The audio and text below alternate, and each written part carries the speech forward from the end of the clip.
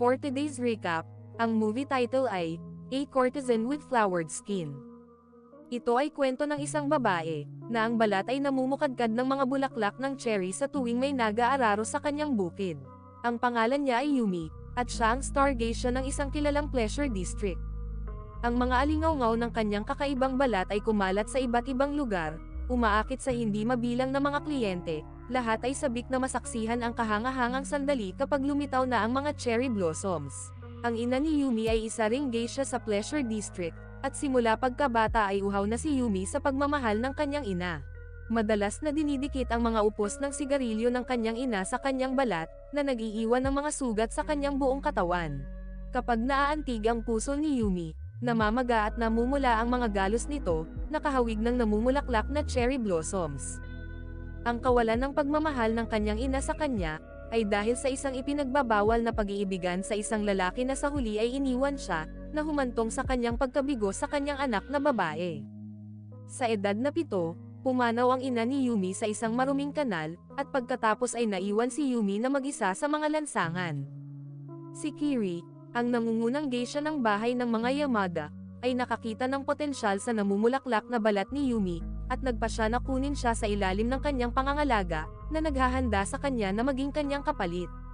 Dahil nasaksihan niya ang malungkot na buhay ng kanyang ina, nag-iingat si Yumi sa mga lalaki at madalas niyang binabalaan ang kanyang mga kasamahang mga babae, na huwag ma-inlove sa mga lalaking dumarating para lamang sa panandaliang aliw.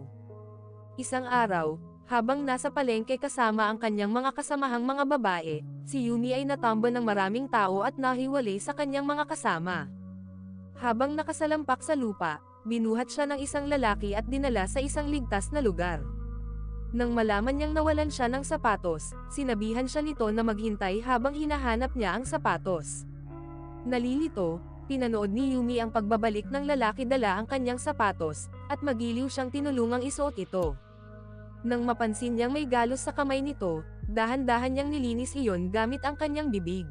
Natigilan si Yumi sa mga kilos na ito, at sa hindi namamalayan, isang binhi ng pagmamahal ang naitanim sa kanyang puso. Pagbalik sa bahay, hindi niya maiwasang halikan ang kanyang kamay, nananabik na muling maramdaman ang halik ng lalaki. Kapag nahuhuli siya ng kanyang mga kasamang babae na tumatawa ng mag-isa, kinakabahan niyang iniiwas ang kanilang kuryosidad. Napagtanto niyang nawawala ang kanyang hairpin, marahil sa palengke, kaya bumalik si Yumi upang hanapin ito at nakasalubong muli ang lalaki. Sinabi niya na ang morning glory sa kanyang hairpin ay isang bihirang uri, naiiba sa mga bilog na matatagpuan sa rehiyon ng Edo. Habang nakikinig sa kanya, tumingin sa kanya si Yumi na may paghanga. Nang makitang nasira ang hairpin, nag-alok ang lalaki na ayusin ito, at pumayag silang magkita sa parehong lugar sa loob ng 3 araw para maibalik na niya ito. Minarkahan ni Yumi ang 3 araw na pangako sa kanyang dingding, at naging kapansin-pansin ang kanyang pagkatuliro, tulad ng isang dalaga na nakararanas ng unang pag-ibig. Sa mga sumunod na araw, si Yumi ay labis na nangangarap sa pag-ibig, at sinabi niyang nagpapahinga siya dahil sa kanyang buwanang dalaw, na ham-atak sa naiinis na madam ng bahay aliwan, dahil naghinala ito na si Yumi ay maaaring buntis o umiibig. Hindi pinapansin ni Yumi ang pag-aalala ng madam, nakatutok sa nalalapit na pagtatagpo nila ng lalaki. Ngunit pagdating ng araw, nahaharap siya sa isang hindi inaasahan at nakakabagabag na tanawin. Habang papaalis si Yumi para sa kanilang pagtatagpo, nasaksihan niya ang lalaking kanina pa niya naiisip na kasabay na maglakad, kasama ang isa pang babae, at ang kanilang behavior sa isa't isa ay masyadong sweet. Pakiramdam ni Yumi ay para siyang naging bato, na para bang binuhusan siya ng isang balde ng malamig na tubig mula ulo hanggang paa. Makalipas ang ilang araw, bumisita sa bahay aliwan ang isang opisyal na may mataas na katungkulan, ang mayaman na si Mr. Yoshida, at partikular niyang hiniling ang serbisyo ni Yumi.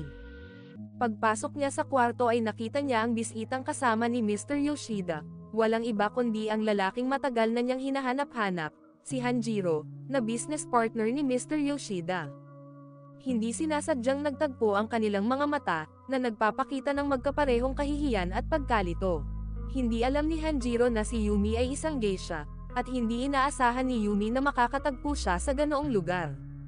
Tila napansin ng opisyal na si Mr. Yoshida ang banayad na tensyon sa pagitan ng dalawa, at kinuha niya si Yumi sa kanyang mga bisig, at binuhusan ang alak sa kanyang bibig.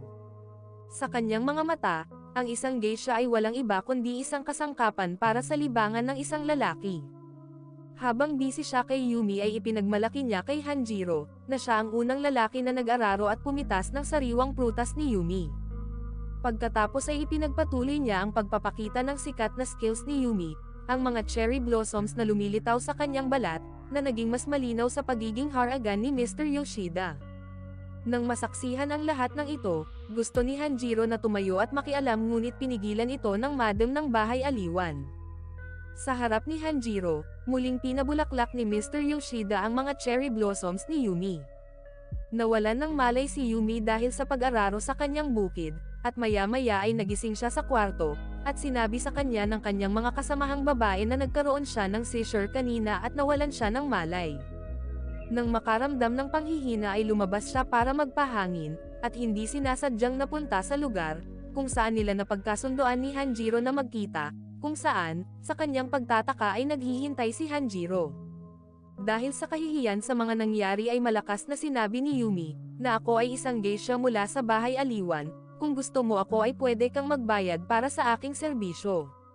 Sa hindi inaasahang pagkakataon ay hindi umimik si Hanjiro, bagkus ay inilagay sa kamay niya ang inayos na hairpin.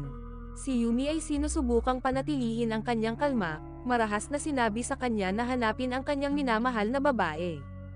Ngunit nang magsimulang umalis si Hanjiro, hindi na naitago ni Yumi ang kanyang nararamdaman at sumigaw ng, "Bumalik ka, pwede bang huwag mo na akong iiwan?"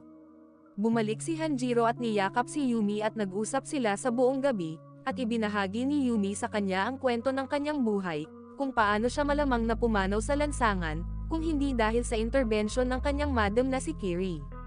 Kasunod nito, hinawakan ni Hanjiro si Yumi at nangakong bibilhin nito ang kanyang kalayaan. Pagkalipas ng ilang araw ay nakipagkita si Mr. Yoshida kay Hanjiro, na nagbabalak na ipakasal ang isang malayong kamag-anak sa kanya, ngunit idineklara ni Hanjiro na mayroon na siyang itinatangi na tao sa kanyang puso. Kinabukasan ay dumating si Mr. Yoshida sa bahay aliwan, at nag-aalok na bilhin ang kalayaan ni Yumi. Sa pakikipag-usap niya sa madam, sinadya niyang ipaalam sa malayong kamag-anak ang balita tungkol sa kasal. Nang marinig ito, nawalan ng pag-asa si Yumi at nagpas siyang tanggapin ang alok ni Mr. Yoshida, na bilhin ang kanyang kalayaan. Nang malaman ni Hanjiro ang balita, nagmadali siyang hanapin si Yumi at ibinunyag ang isang nakakagulat na sikreto, ang dating nangungunang geisha, si Madam Kiri ay ang kanyang kapatid na babae.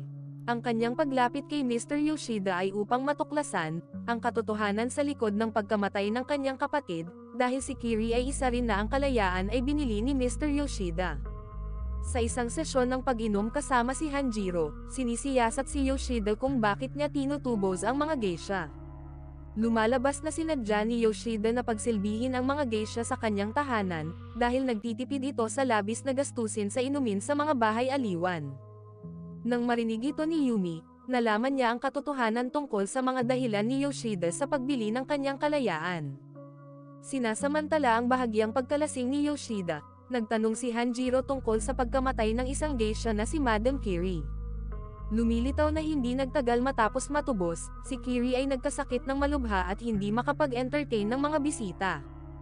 Pinalayas siya ni Yoshida sa kanyang bahay, at siya ay pumanaw ng malungkot sa mga lansangan. Humakbang si Yumi nang marinig ito, at idineklara ang kanyang pagtanggi na bilihin ni Yoshida. Gayunpaman, sinabi ni Yoshida na huli na ang lahat, dahil ginawa na ang kontrata para sa pagkaalipin niya kay Yumi. Nang makita si Yumi na sinasaktan ni Yoshida, napuno ng galit si Hanjiro, at sa mga sumunod na pakikibaka ay aksidenteng pumanaw si Yoshida. Si Yumi na nakasaksi sa lahat ng ito, ay hinimok si Hanjiro na tumakas kaagad. Nagdulot ng kaguluhan sa lungsod ang pagkamatay ni Yoshida, at hindi na rin tumatanggap ng mga customer si Yumi.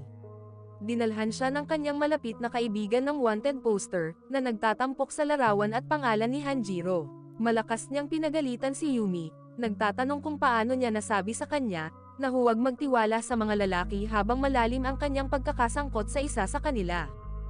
Isang araw ay nakatanggap si Yumi ng isang note na sulat kamay ni Hanjiro, na humihiling sa kanya na makipagkita sa kanya, sa karaniwang lugar pagdating ng hating gabi. Tumakbo siya sa lugar ng tagpuan at hinarap si Hanjiro, tinanong kung bakit hindi siya umalis at binalaan siya na maaari siyang mahuli.